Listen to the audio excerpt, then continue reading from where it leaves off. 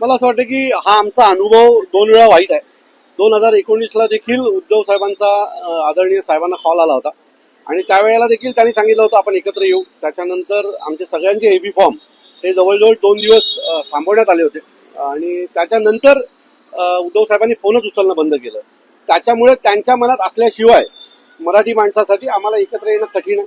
आमची इच्छा आहे मराठी माणसाचं भलं व्हावं, महाराष्ट्राचं भलं व्हावं. कारण मागच्या 3 वर्षात जे काही गलिच्छ राजकारण या महाराष्ट्रात उभं राहिलंय, तोडातोडीचं फोडाफोडीचं राजकारण उभं राहिलंय, हे सगळं कधी राजसाहेबांना पाहवलंच गेलं नाही. आणि साहेब आम्हाला नेहमी सांगतात की मी असा महाराष्ट्र कधीच पाहिला नव्हता. तो मला असं वाटतं की जर त्यांची इच्छा असेल तर नक्कीच आम्ही हात पुढे करू. परंतु ह्यासाठी त्यांची इच्छा असायला हवी आणि जी इच्छा आहे ही कायमस्वरूपी असणं गरजेचं आहे. कारण फक्त बोलून होणार नाही, तर ते प्रत्यक्षातही त्या गोष्टी उतरणं गरजेचं आहे.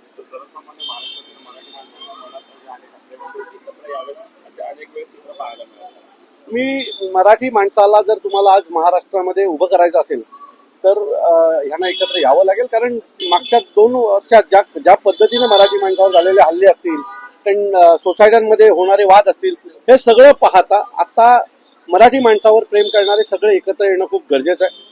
आणि आम्ही पुन्हा एकदा सन्माननीय राजसाहेबांनी ते म्हटलंय की जर त्यांची इच्छा असेल तर नक्कीच आमचंही एक पाऊल पुढे येईल. हे उद्धव साहेबांवर आहे. उद्धव साहेबांची इच्छा असेल तर नक्कीच यात काहीतरी बदल झालेला तुम्हाला दिसेल. एबीपी माझा, उघडा डोळे बघा नीट.